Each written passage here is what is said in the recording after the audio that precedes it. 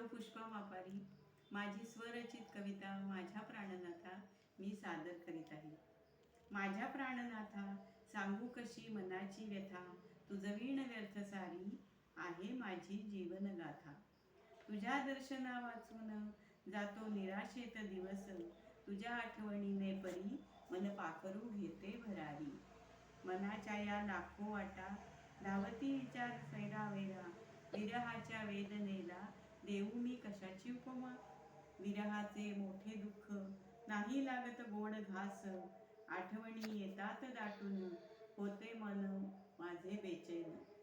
क्षणाची ही वादावादी आहे परी त्यात गोडी, नाही सोसवत आता विरह धावत ये रे तू लवकर.